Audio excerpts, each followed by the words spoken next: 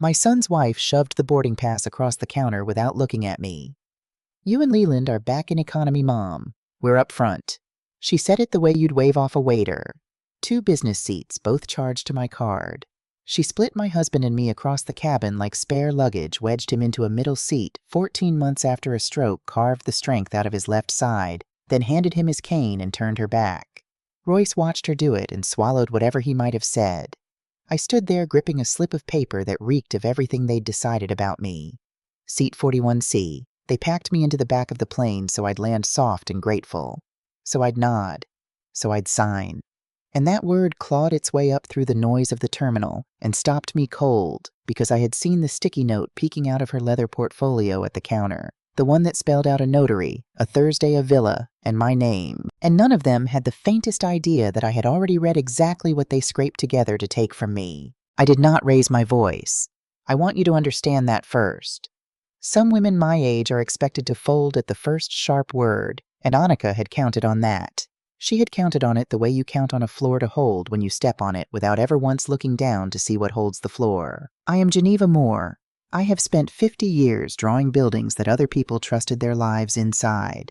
Schools, a hospital wing on the near west side, 2 hotels downtown that still catch the morning light exactly the way I promised the developers they would. My husband Leland and I started our firm at a folding table in a rented room above a hardware store, and we built it into something with our own names on the glass door. I have stood on a scaffolding at 70 while a foreman begged me to come down. I have looked across a table at men who assumed a silver-haired woman would not understand a load calculation, and I have watched their faces change when she did. I do not cry easily. I did not cry then. Leland and I built the firm the way you build anything meant to, last one careful decision at a time over more years than most marriages get. We drew our first house on butcher paper on a card table because we could not afford a proper board. We took jobs no one else wanted and did them so well that the next job came without asking. When the money finally arrived, and it did arrive, we never quite believed it, so we kept it close and we kept it simple, and we made ourselves a rule that we would only ever owe what we could cover with our own 2 names. That rule is the reason I could do what I did that morning. People who owe nothing are free in a way that money alone can never buy, and I had been generous with what we made. I want that understood too, because it matters to the shape of this. When Royce was young and his first business idea folded under him, I was the one who quietly paid off what he owed so it would not follow him. When he and Annika found a condo on Wells they loved and could not afford, I covered the gap in the down payment and never once mentioned it again. School fees, a car when theirs died. A loan, they called it when a venture of Royce's went sideways, though no one ever spoke of paying it back. Each time it was small. Each time it was framed as a favor between people who love each other. Family helps family, I told myself, and I believed it, and I still believe it. But I had begun to notice slowly the way you notice a hairline crack that keeps coming back, no matter how many times you patch it, that in this family, the helping only ever ran one direction, and the gratitude ran out fast. And somewhere along the way, my generosity had stopped being received as a gift and started being counted on as a fixture. You do not thank a fixture. You just expect the water to come out when you turn the handle. But the air in that terminal went thin, and I will tell you why. It was not the seat. A seat is a seat. It was the sight of Leland being turned toward the far row like a piece of the luggage, his good hand tight on the cane, his shoulders trying to be square the way they always were before the stroke took his left side and left him careful. For a year I had watched people speak over his head as if he had gone somewhere. Doctors, neighbors, his own son. They lowered their voices around him and raised them at him, and every time they did it, something in me pressed down hard and stayed quiet because I told myself the family needed peace more than I needed to be right. Annika adjusted the strap of her handbag, something soft and expensive I did not recognize, and glanced at the 2 passes still in her hand. "It's just easier this way," she said. Royce booked it. Business only had the 2 seats. Easier. Those 2 seats were bought with my money 3 months ago, and I had signed nothing that made her the one who decided where I would sit inside a trip I paid for. Let me tell you what the trip was supposed to be. Annika had called me in the spring back when the lake was still gray, and the trees on our block had not opened yet. She used a voice I rarely heard from her, warm and slow, the voice she saved for people she wanted something from. "You should let us plan something for you, Mom," she had said. "A real trip, all of us together. It's been a hard year for you and Dad, and you deserve it. She knew because I had let it slip once that an institute in Florence was going to honor my work that autumn. A medal, a small retrospective of the firm in a gallery near the river. I had not asked for it, and I had not told the family for weeks because a part of me was almost embarrassed by how much I wanted to go. I wanted to stand under Brunelleschi's dome one more time before my knees decided the matter for me. I wanted Leland beside me when they read the citation because half of everything on that wall was his. I was a young woman the first time I saw that dome. I had saved for 2 years to make the trip, and I stood in the middle of the cathedral floor with my neck bent all the way back, and I understood in a way no lecture had ever made me understand that a man 500 years ago had solved a problem everyone told him could not be solved, and that the solution was still up there, holding quiet, doing its work, while the crowds below took photographs and never once looked at how it stood. That dome is the reason I became what I became. I have spent my whole life trying to build one honest thing that would hold that way and ask for nothing. So when the letter came on heavy paper, inviting me to be honored in the very city where I first understood my own life, I read it 3 times at the long table, and I did not tell a soul because wanting it so much made me feel like that girl again with her neck bent back. And that girl had learned to be careful about how much she let anyone see her want. I let it slip to Annika only once on a bad afternoon when I was tired and lonely and grateful for the sound of another voice. I have thought about that afternoon many times since. She listened so warmly. She asked such kind questions. And I mistook the warmth for love when it was only a surveyor pacing off the dimensions of a thing she had already decided to build on. Annika built the whole trip around that. A restored villa in the hills outside the city, old stone and olive trees, and a long table under a pergola. Transfers. A private tour of the dome that I had let myself dream about. She sent me photographs of the villa at dusk and said, "Doesn't it look like healing?" And I, God help me, wrote the checks, the deposit, the balance, the car service. All of it on one card because that is how it had always been. Family helps family, and I was the family that helped. Now I understand the shape of what she was really building. But I did not have all of it yet standing at that counter. I only had the first beam of it, and it was enough to make me go still. Here is what turned me cold. 2 weeks earlier, my granddaughter Josie had called me on a Sunday night. Josie is 16. She is the quiet one, the one who used to sit on the floor of my study and ask about the astrolabe on my shelf and the little brass rule I have carried since I was her age. That night she was not quite herself. She asked me strange, careful questions. "Grandma, if someone signs a paper, can they take it back? Grandma, do you and Grandpa have a lawyer you trust?" I answered gently, and I did not press because Josie has always circled a thing 3 times before she lands on it, and I assumed she was worrying about a friend. I told her yes, we had Dana Whitfield, and yes, a paper can sometimes be undone, and that she should never sign anything she had not read twice. She had gone quiet on the line and then said, "Okay. Just checking. Love you, Grandma." I did not understand that call until I saw the sticky note. It was pressed inside the front flap of Annika's leather portfolio, the one she keeps close the way some people keep a passport.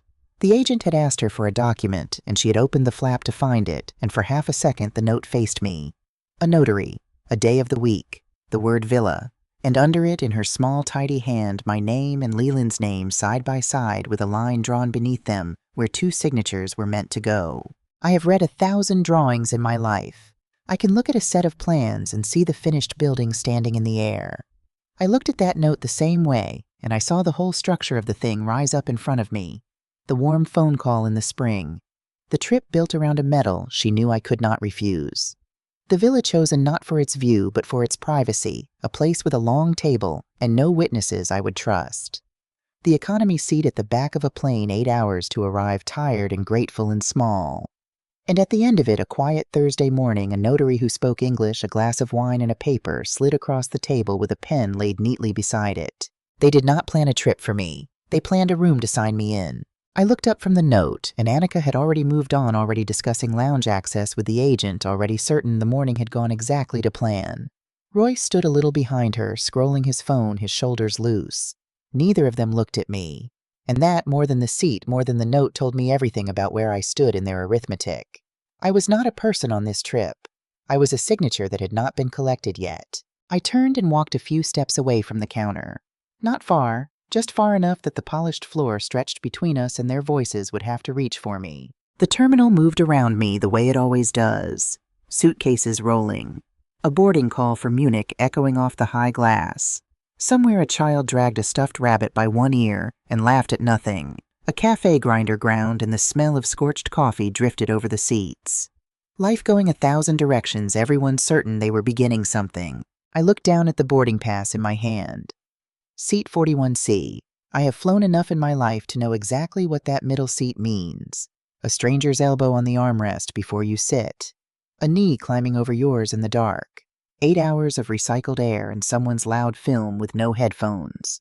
That was the seat they chose for the woman who paid for their beds and their dinners and their private tour of a dome I had wanted to see since I was a girl. I turned and found Leland. They had parked his wheelchair near a pillar to wait for the boarding assistants, and he was watching me across the floor with the one expression that has not changed in 50 years, the one that says he already knows. His speech is slower now. The words take a road that used to be a highway.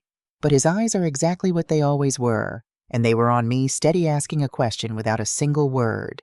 I crossed the floor and I crouched down beside his chair, so we were level the way I wished everyone would do with him, and almost no one did. I took his good hand. It was warm and it closed around mine with more strength than the doctors would have predicted because they measure the wrong things. "Lee," I said quietly, "I need to tell you something and I need you to hear the whole shape of it." He waited.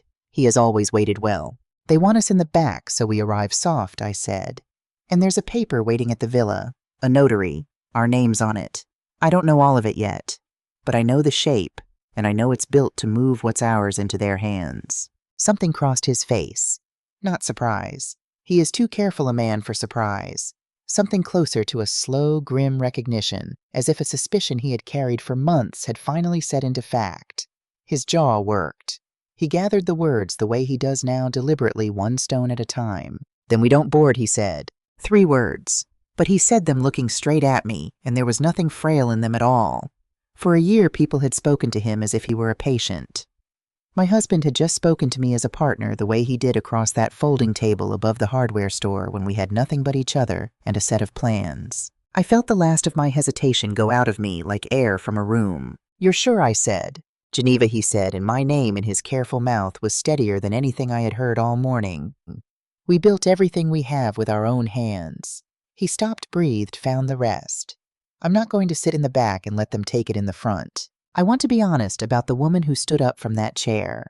She was not angry, or not only angry. Anger is loud and hot, and it burns itself out fast. What I felt was older than anger, and much colder. It was the feeling I get when I walk a job site and find that a crew has cut a corner in a wall that has to hold, and I know I am going to stop everything, and I know exactly which wall and exactly why. For 50 years I had been the load in the middle of this family, the support everyone leaned on, and no one looked at. When Royce's first venture folded, I was the wall. When they wanted the condo they could not quite afford, I was the wall. When Leland fell in our own front hall, and the ambulance came and the world tilted, I was the wall then too, and I held because that is what a wall does. It holds and it stays quiet, and it lets the people inside pretend the space stood up on its own. But you do not get to lean on a wall for 50 years, forget it is there, and then decide to knock it out, because it finally spoke. I stood and I straightened my coat, and I looked back across the terminal at the check-in counter where Annika was laughing at something Royce had said, both of them warm and easy and certain their 2 burgundy suitcases already tagged for the front of the plane. Those suitcases were mine, by the way. I had given them to Annika 3 Christmases ago. Italian leather, the kind that only gets better if you care for it, and no one ever had. I put the boarding pass in my coat pocket. I did not tear it up. Tearing it up would have been a scene, and Annika had asked me at the counter quietly, almost sweetly, not to make a scene. I intended to give her exactly that. No scene, nothing loud. Just a woman who had read the plans and understood the building and decided which wall she was going to remove. I walked back toward the counter, past my daughter-in-law, past my son, straight to the airline agent with the careful hair and the navy tie, the young man who had watched the whole thing and had the decency to look uncomfortable about it. "I have a change to make," I told him. 2 of them, actually. Annika turned, still smiling, not yet worried. "Mom," she said, "what are you doing?" I looked at her, and for the first time that morning, I let her see that I was not soft, and I was not tired, and I was very much still in the room. "I'm beginning," I said. The young agent glanced from me to Annika and back, caught in the current, the way people get caught when a family disagreement washes up against their counter. I made it simple for him. "I am the cardholder on this reservation," I said. I paid for all 4 passengers. I would like to cancel my ticket and my husband's ticket effective now. He looked at his screen, then at me, and asked if I was certain. I have never been more certain of anything I told him. Annika stepped in fast. Mom, stop. Don't be ridiculous. She reached for my arm, and I moved it not sharply, just enough that her hand closed on air. You're going to strand yourself over a seat, she said. Over a middle seat. Do you hear how this sounds? I hear exactly how it sounds, I said. Then I turned back to the agent. One more thing. I want a note placed on this card record. No further charges from this reservation are authorized without my direct approval. Not the seat upgrades, not the lounge. Nothing. Only I authorize charges to my account. The words landed on Annika before she fully understood them. I watched the smile stay on her mouth a beat after it had left her eyes. The agent worked quietly. He was good at his job, which in a moment like that means being nearly invisible, letting the machine do what the machine does while the family sorts itself out over the top of it. The refundable portion of 2 fares would come back to my card. The rest, the part the airline keeps for a last-day cancellation, would not.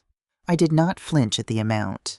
I have written off worse than that to keep the peace in this family, and I was done writing off anything to keep a peace that had never once protected me. I want to tell you something about Annika, because if I only tell you the cruel parts, you will think she is a simple villain, and simple villains are boring, and they are also a lie. She is not stupid. She is in her way formidable. She can walk into a room full of strangers and have 3 of them convinced within the hour that she is the most reasonable person there. She runs things. She organizes. When Josie was small and sick with a fever that would not break it, was Annika who sat up the whole night and got her to the doctor at dawn, and I have not forgotten that, and I never will. The trouble with Annika is not that she is heartless. The trouble is that she long ago decided the world divides cleanly into people who manage and people who are managed, and she never once in all the years I have known her wondered which one I might be. She looked at a woman past 70 with a husband recovering from a stroke, and she saw the second kind. It did not occur to her that I had spent my whole life being the first kind in rooms far harder than any she had ever stood in. That was not cruelty. That was a failure of imagination. But a failure of imagination aimed at the right person on the wrong morning can cost you everything, and it was about to. You're throwing money away, Annika said, and there was a new edge under the warmth, now the first threat of it, just to prove a point. No, I said. I'm keeping my money. That's the opposite of throwing it away. You've simply never seen me do it before. Royce finally looked up from his phone. Mom, come on, he said. Let's not do this here. We can talk on the plane. You and Dad take the business seats. I'll go in the back, whatever you want, just please. He spread his hands, the reasonable gesture the one his father used to make before the stroke slowed him down, except Leland only ever made it when he meant it. I looked at my son and I felt something ache under the cold, because I love him, and loving someone does not make you blind to them. It only makes the seeing hurt more. He was a soft child, and I mean that as tenderly as it can be meant. He cried at sad films. He brought home hurt birds. When other boys were sharpening themselves against the world, Royce was looking for the smoothest way through it, the path with the least resistance. And I confess I made those paths for him because it hurt me to watch him struggle, and I had the means to spare him. I told myself I was being a good mother. Perhaps I was for a while. But there is a point past which sparing a person every difficulty stops being a gift and starts being a theft because you are quietly taking from them the thing that difficulty builds, which is the spine to stand up when someone is doing wrong besides them. I had spared my son so thoroughly that when the moment came at a counter with his own mother, handed a middle seat by his own wife, he had no spine to reach for. He reached for his phone instead. And that was not only his failure.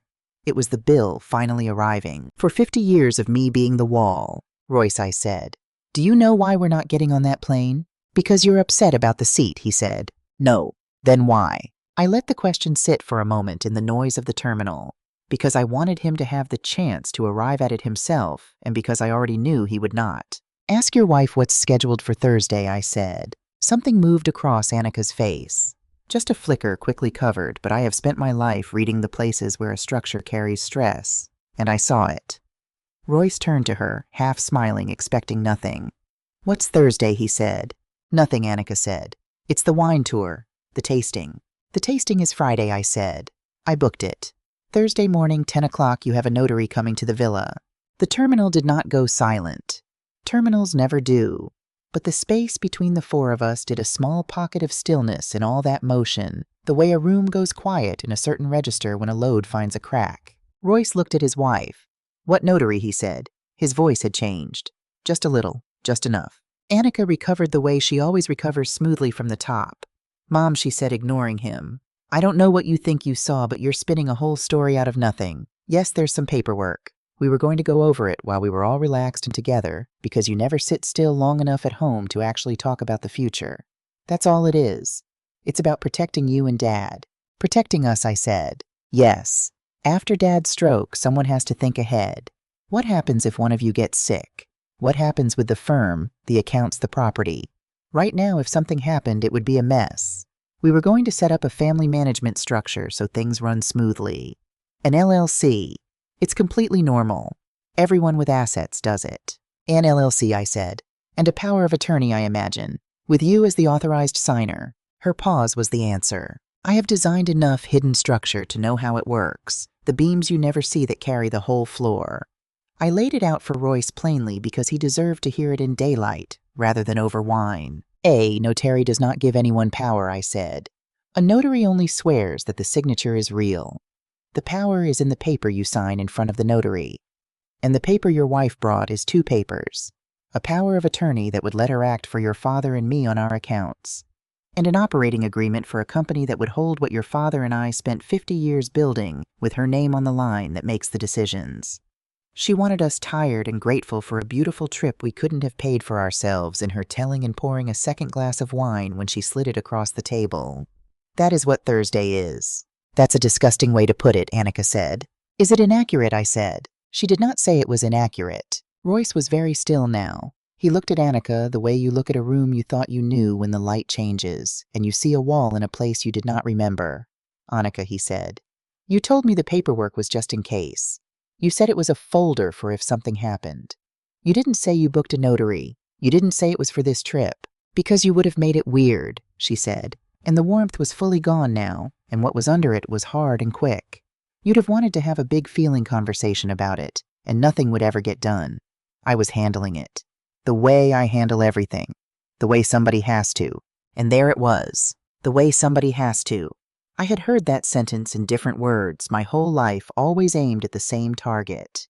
Somebody has to be reasonable. Somebody has to manage the old people. Somebody has to make the decisions they are too soft to make. I looked at my son and I made myself say the hardest thing, because a wall that will not speak the truth is no better than a wall that falls. "You didn't plan a trip for me, Royce," I said. "You planned a place to manage me.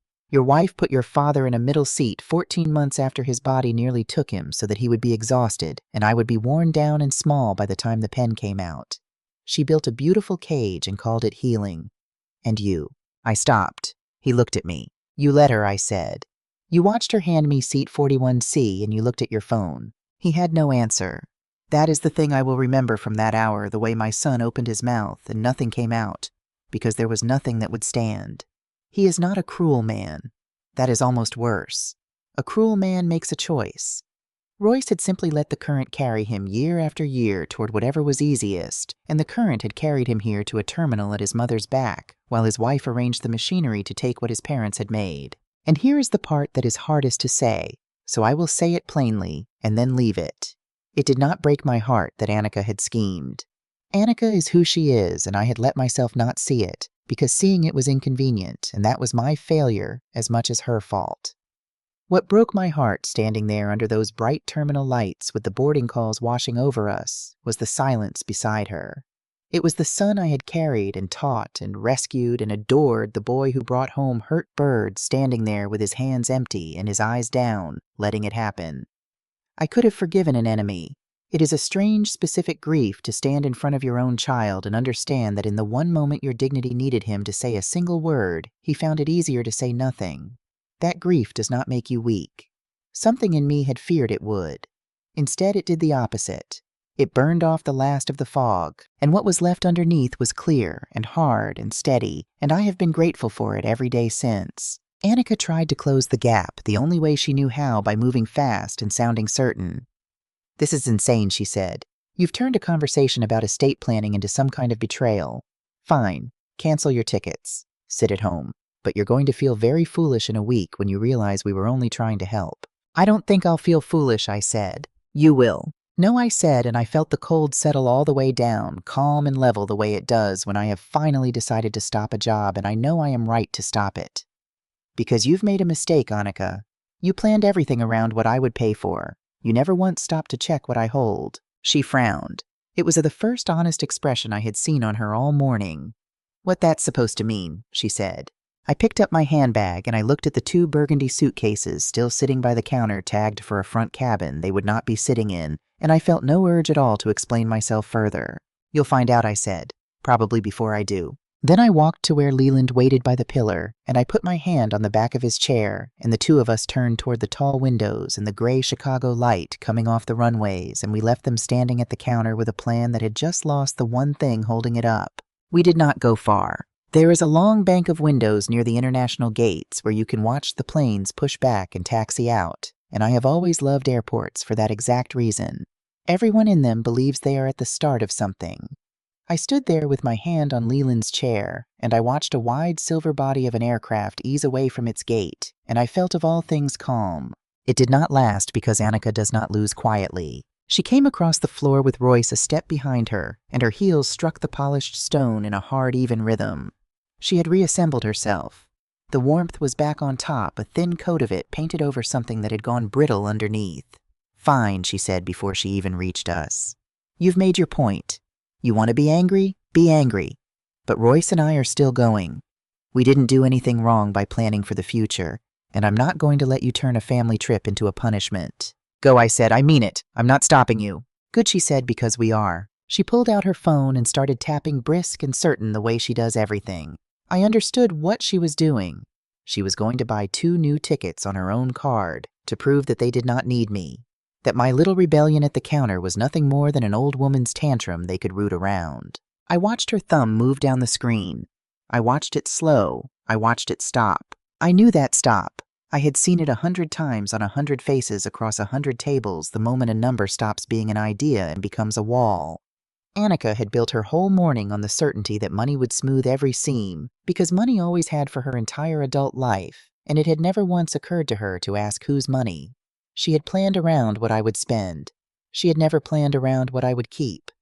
Those are 2 completely different buildings, and she was standing in the wrong one, and only now beginning to feel the floor. Royce leaned over to look what he said. "The fare's different," she said. "Same day, last cabin available. It's a lot." "How much?" he said. She did not answer right away. That is how I knew it was bad. Annika answers fast when the number flatters her. "Royce booked the originals months out," she said, and her voice had lost its polish. "This is same-day international. It's nearly 9,000 for the 2 of us." "9," Royce said. "Just put it on the card," she said. "We'll sort it later." "Which card?" I said. I said it quietly, and I did not say it to be cruel.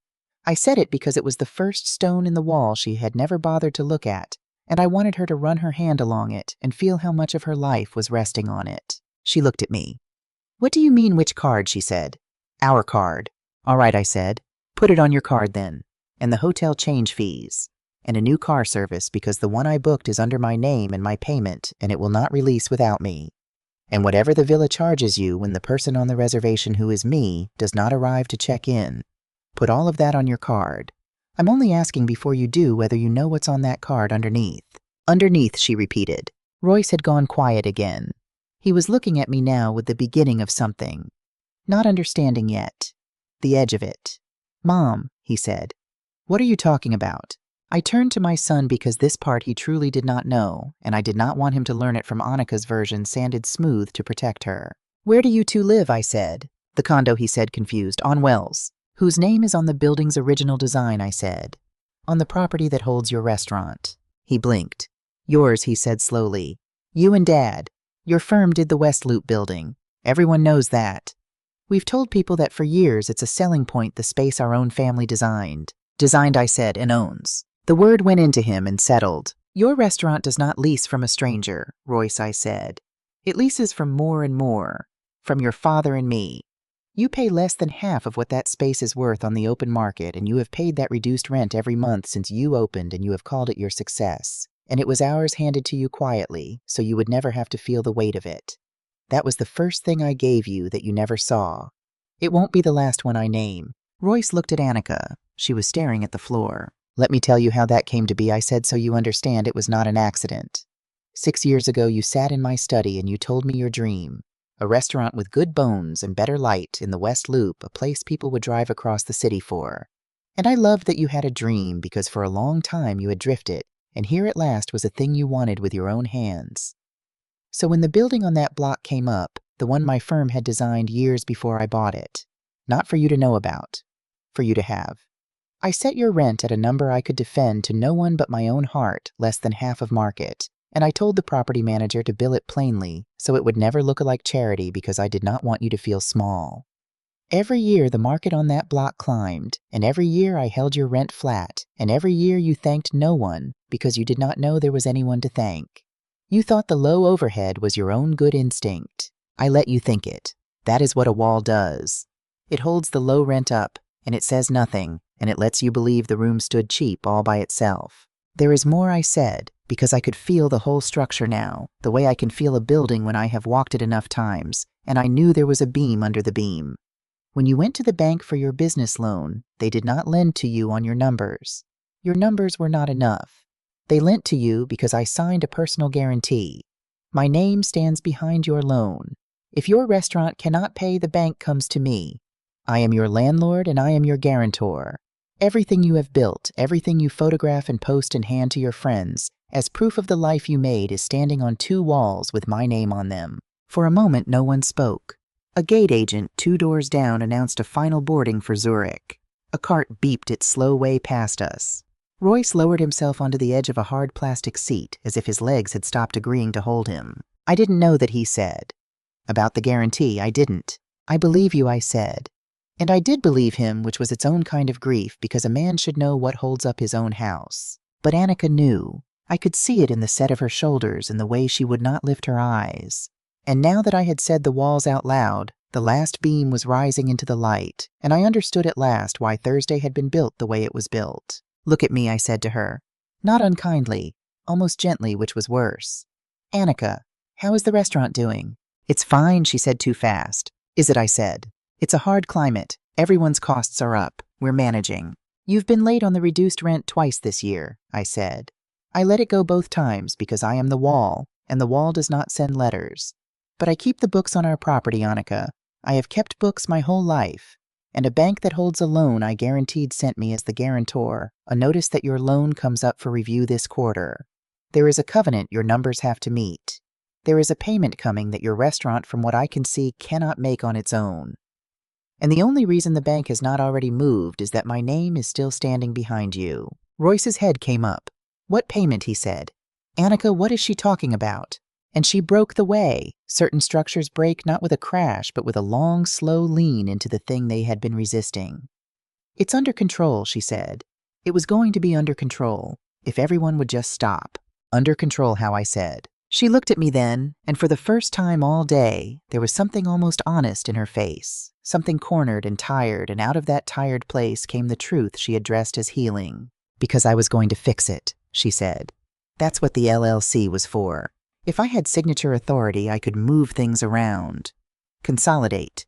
Use what's sitting in your accounts doing nothing to cover the gap until the restaurant turned. It's your money, but it's family money. It would have all come back to us eventually anyway. I was just going to bridge it. I wasn't stealing anything. I was managing it. Somebody had to before the bank called the loan, and it landed on your guarantee and cost you far more than a quiet transfer would have. I was trying to protect you from the mess Royce and I made. You should be thanking me." There it was, the whole building standing in the air in front of me at last. She had run their restaurant into a wall.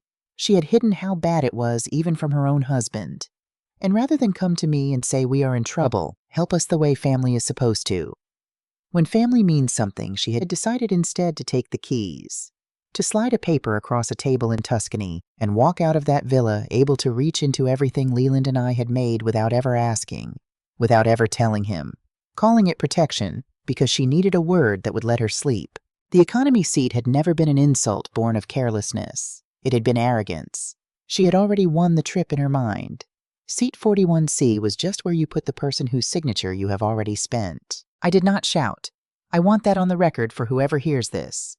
I did the opposite of shouting. I took out my phone and I stepped a few feet away into the light of those windows, and I called Dana Whitfield. Dana has been my lawyer for 20 years. She answered on the second ring because she knew from the hour and the fact that I was calling at all that it mattered. I told her where I was and what I had learned in short, flat sentences, the way you report a fire so the trucks come to the right address. She listened. She asked 2 questions. Then she said, "What do you want to do?" Geneva and I told her. "I want you to write the bank," I said. "As the guarantor in writing before the review this quarter, I will not renew my personal guarantee on my son's loan. It stands until the current term, and then it ends. The bank can make whatever decision it makes about the loan on the borrower's own strength. That is between them and my son. My name comes off it." Dana wrote it down. She read it back. And I said the lease. "The commercial lease on the West Loop space runs to the end of its term. I will honor every day of it, because I keep my agreements unlike some people. But when it reaches term, I will not renew it at the rate we gave them. If they want to stay, they can pay market like anyone else, or they can find a new space. Put both of those in motion in writing, lawfully, nothing frozen, nothing seized, no one else's money touched. Only mine stepping back from under them. Dana is careful, the way I am careful, which is why we have lasted 20 years. She did not cheer, and she did not scold. She told me what was true. A guarantor is not a prisoner, she said. You agreed to stand behind the loan for its term, and you have. You are entitled to decline to extend that promise when the bank comes to renew it, and you are entitled to decline to renew a lease at its end, and neither of those things is retaliation. In any way the law would frown on because you are not reaching into anyone's account, you are not breaking a single agreement while it runs, and you are not taking $1 that is not already yours.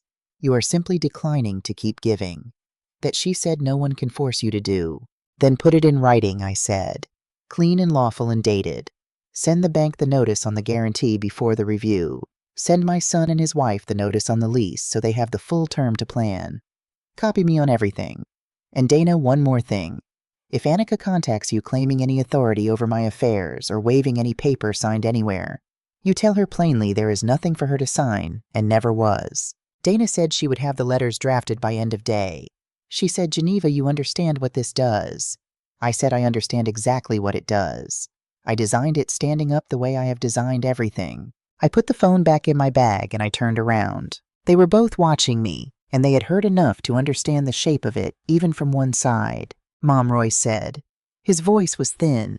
If you pull the guarantee, the bank could call the whole loan. They could, I said. And the lease. If we lose the rent we have, we can't. He stopped. We can't survive at market. Not the way things are. I know, I said. Then why, he said. And it was almost a child's why. The why he used to ask me at 5 years old at the edge of his bed. Why would you do that to us? I walked over and I sat down beside him on the hard plastic seat, close the way I had crouched by his father's chair. I looked at the runways and the gray light, and I told him the truest thing I know. The thing I have spent 50 years learning with a pencil in my hand. I have spent my whole life, I said, making sure buildings do not fall on the people inside them. When I renovate, I leave the supports in. I am careful. I am almost tender about it. You do not knock out a wall just because it is in your way. He waited. But here is the other half of it, I said.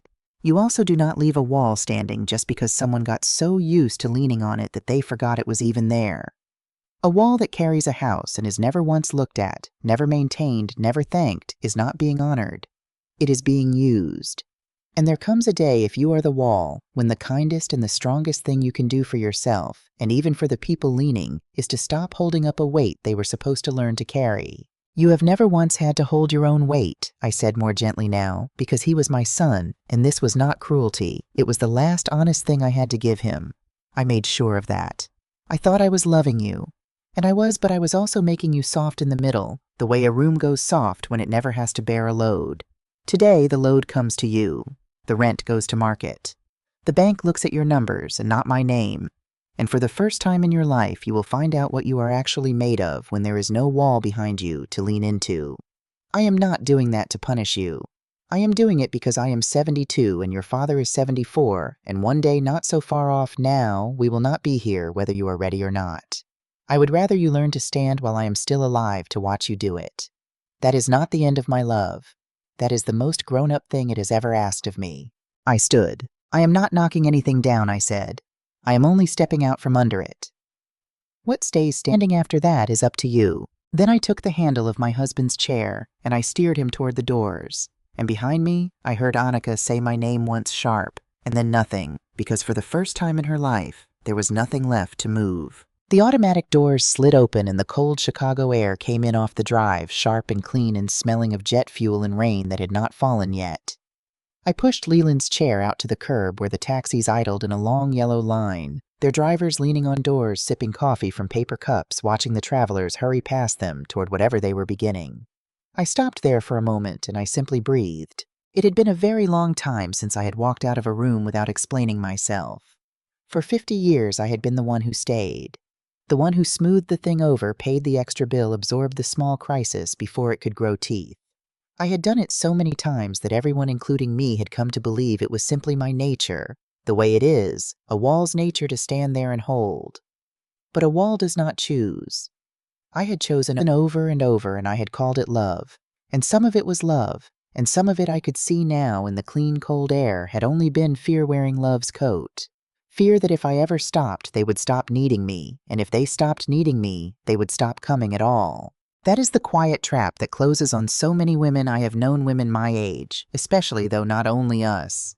You give, and each gift buys you a little more of a place at the table, and you tell yourself the giving is the love, when really underneath you have begun to suspect that the giving is the rent that you are paying month after month, year after year, for a seat in your own family. And the terrible arithmetic of it is that the more you pay, the cheaper the seat becomes in everyone's eyes, until one day they hand you the worst seat on the plane and ask you sweetly not to make a scene about it. I had been paying that rent so long I had forgotten I owned the building. It took a slip of paper marked 41C to remind me. I stood on that curb and I felt the strangest thing come up through the cold, lighter than relief, older than relief. It felt like the first clean breath after you finally set down a weight you had carried so long you had stopped feeling it as weight at all, and only knew once it was gone how much of you had been bent around holding it. My phone buzzed in my bag. I did not have to look to know it would be Annika or Royce, or both a string of messages sharpening from "what are you doing" to "this is not funny to call me right now." I let them sit. Then it buzzed again, differently, a call and not a message, and when I looked at the screen it was Josie. Of everyone tangled in that morning, my granddaughter was the only person who had never once asked me for a thing that cost me. I answered. "Grandma," she said, and her voice was tight and young and afraid. "Are you okay? Mom said you were already boarding. She said you and Grandpa were on the plane." "We're not on the plane, sweetheart," I said. "We're standing outside the airport, and your grandfather is right here next to me, and we are both perfectly fine." There was a silence on the line, and in it I could hear the ordinary sounds of a house. A television low in another room, a spoon against a bowl, the small furniture of a normal afternoon.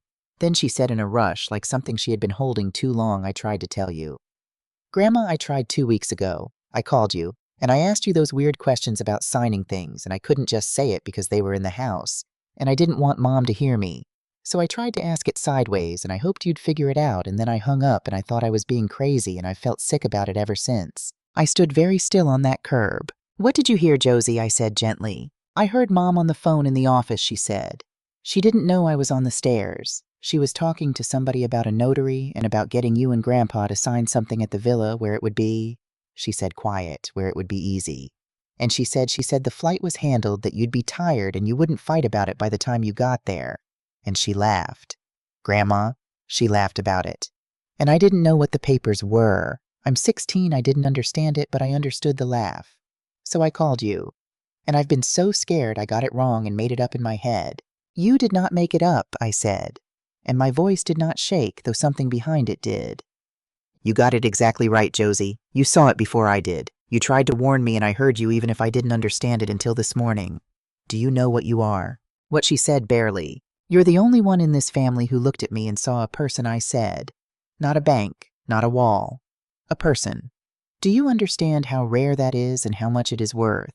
You are worth more than everything on those reservations put together, and I want you to remember that I said so." She started to cry quietly the way she does everything, and I stood on that curb in the cold and let her, because there are tears you should never rush a child through, and this was one.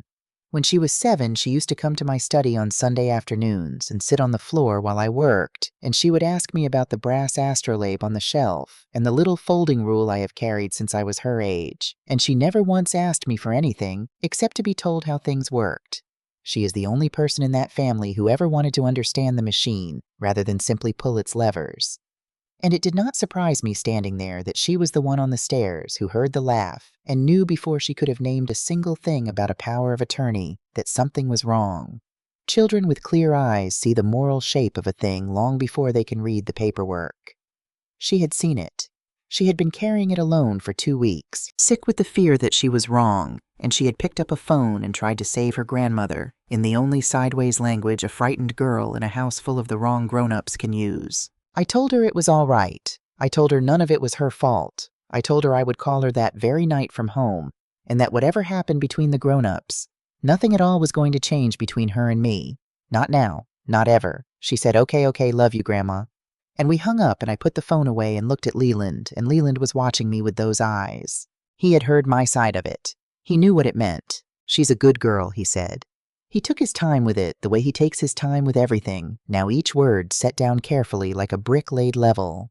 Then he said something that stopped me because it turned the whole morning on its axis. Geneva, he said, sit with me a minute. There was a bench by the doors out of the wind.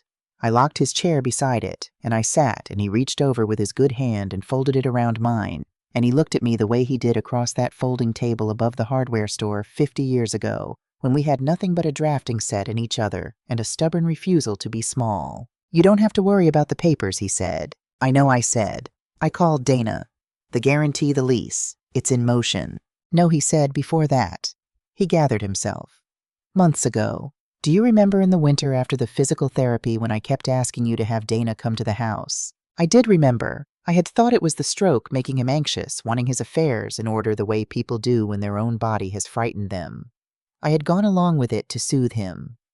Dana had come 3 times over the winter, and we had sat at the long table with coffee going cold, and I had signed where she pointed and mostly let Leland lead because it seemed to give him peace. I noticed, Leland said, before any of this, I noticed the way Annika talked, managing, simplifying, making it easier on you and me. Every dinner one more sentence about how hard it must be to keep track of everything now at our age. He stopped. She thought slow meant gone, he said. She said things in front of me she'd never have said in front of the man I used to be, because she'd decided the man I used to be wasn't in the room anymore. His jaw worked. There was a fierceness in it I had not seen since before he fell. But I was in the room, he said. I've been in the room the whole time. And I could see where she was walking us. So I had Dana move it. The firm, the buildings, the accounts that matter, into a trust the winter before last with rules a signature at a villa can't touch. He almost smiled. If you had sat at that table on Thursday and signed every paper she slid at you half asleep out of politeness, it would have caught almost nothing. She'd have walked away with authority over a checking account and a parking space. The house was already braced. We braced it together. You just don't remember it that way because I let you think you were humoring an old man. I looked at my husband and I felt the whole morning rearrange itself around this new center of gravity. For a year I had grieved a version of him that the doctors had described to me. A man diminished a man to be spoken over. And all that time he had been sitting in the corner of every room with his slow, careful mouth and his unchanged eyes, watching the tide come in and quietly, patiently, without ever frightening me, moving our life above the waterline. The frail old couple that Annika loaded into the back of a plane so easy to manage, so ready to fold, had walled up the foundation before she ever booked the notary. She had spent months building a plan to take a house that its owners had already quietly made impossible to steal. I thought about all those winter afternoons in a new light. Dana at our long table with her folders. Leland leaning close to the pages, taking longer than he used to, and me thinking with a tenderness that was really a kind of grief, look how careful he has to be now, and squeezing his shoulder and going to make more coffee, so I would not have to watch him struggle. I had read those afternoons as the sad, slow business of an old man getting his affairs in order before the end. They were nothing of the kind. They were a man at the height of his powers, using the last fast thing he had his judgment to fortify everything he and his wife had made, against a threat he had seen coming from across the house while everyone else was busy deciding he was gone. He had let me believe I was comforting him. He had been protecting me the entire time, and he had let me keep the dignity of thinking it was the other way around. That is a kind of love I do not have a clean word for, and I have spent my life finding words for load and thrust and span. There is no word in any of my books for a man who lets you feel strong while he quietly holds the roof. You could have told me, I said, and my voice cracked on it, not from anger, from something much larger. I did tell you, he said, in the only language I still say fast. He lifted our folded hands an inch. I signed everything into the same place as you next to your name every time. That was me telling you. I just didn't want you to spend the winter afraid of your own son's wife when I could carry it for a while instead. He looked at me. You've carried this family for 50 years, Geneva. Let me have the winter. I put my head down on his shoulder right there on a bench outside the airport with the taxis idling and the cold coming off the drive. And for a moment, neither of us said anything because some structures are strong precisely where you cannot see them. And I had married one, and I had somehow forgotten, and he had spent a whole silent winter reminding me the only way he still could. When I lifted my head, a driver near the front of the line was watching us. An older man in a dark cap, and he raised his eyebrows in a question that was really an offer. I nodded. He came and helped me fold the chair and settle Leland into the back seat with a gentleness that told me he had done it for someone of his own, and I got in beside my husband, and the driver asked where to. Lincoln Park, I said, and I gave him the address of the house. I designed myself the year Royce was born the house with the tall north windows.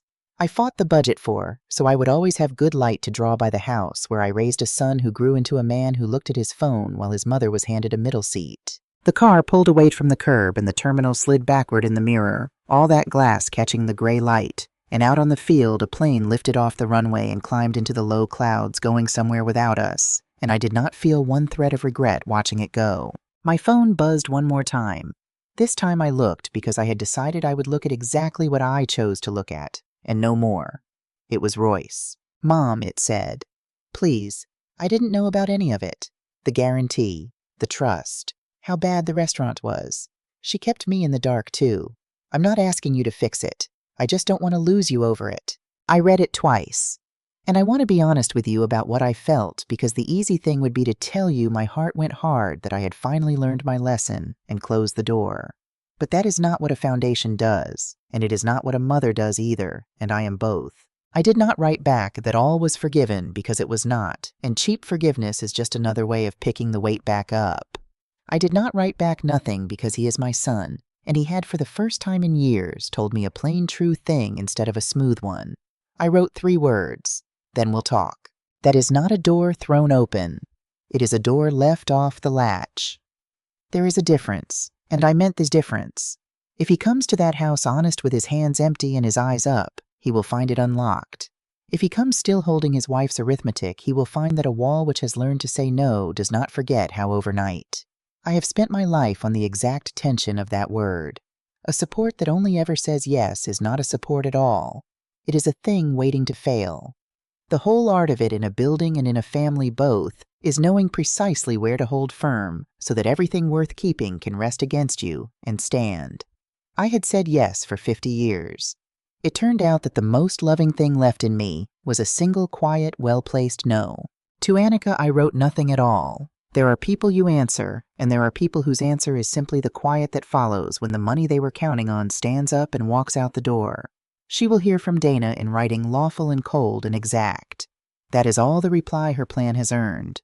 The city rose ahead of us through the windshield. The skyline I had spent my life adding my small permanent marks to 2 towers with my light in them, catching the break in the clouds. Leland's hand stayed in mine the whole way. He dozed a little the way he does now, and I watched the streets go by, and I thought about walls. People talk about freedom as if it must arrive with noise. A door slammed.